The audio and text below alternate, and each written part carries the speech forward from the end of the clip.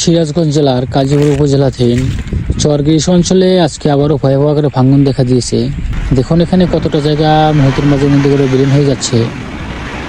আর এরূপভাবে কিন্তু বিগত 2 মাস ধরে আমরা দেখছি এখানে প্রচুর পরিমাণে ভাঙন হচ্ছে, কিন্তু এত ভাঙনের পরে এখনও পর্যন্ত কিন্তু আমরা এখানে কোনো প্রকার বাঁধের কাজ তো দেখতে পাইনি। এমনকি ভাঙন রোধের জন্য যে সাময়িকভাবে জিও ব্যাগ ফেলা হয় সেটাও আমরা এখন পর্যন্ত দেখিনি। আর এটা খুবই হতাশাজনক, কারণ এত ক্ষতির পরেও কিন্তু এখানে যে দায়িত্বশীল লোকজন রয়েছে তারা কোনো প্রকার কর্ণপাত করছে না। আর এখানে দেখুন কী পরিমাণে ভাঙন হচ্ছে। এখানে এবছরই প্রায় 200 থেকে 250 মতো পরিবার এই অঞ্চল ছেড়ে অন্যত্র চলে গেছেন।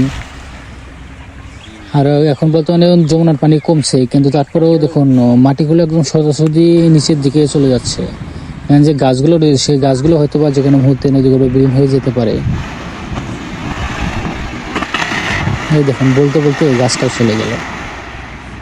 আর এই যমুনা নদীর এত ভয়াবহ ভাঙ্গন চরগিরিশে কিন্তু শুধুমাত্র এই বছর যে হচ্ছে সেটা নয়, বিগত 3 থেকে 4 বছর ধরে চরগিরিশে একটু একটু করে ভাঙছে, কিন্তু এই বছরই সবচেয়ে বেশি পরিমাণে ভাঙন হচ্ছে।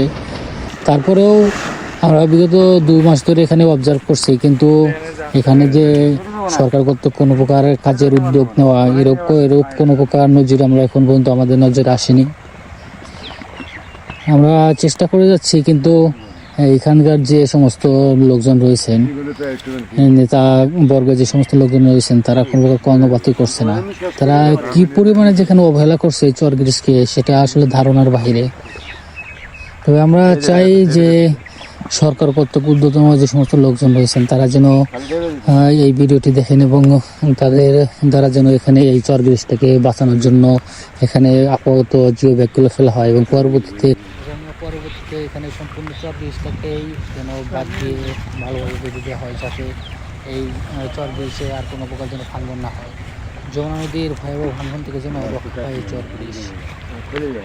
সকলে ভিডিওটি সম্পূর্ণ দেখবেন এবং ভিডিওটি প্রচুর পরিমাণে শেয়ার করে দিন, যাতে এই ভিডিওটি ঊর্ধ্বতন কর্মকর্তাদের নিকট পৌঁছায় এবং এই চরগিরিশে রক্ষাতে যেন ভালো মানের কোনো কাজ হয়।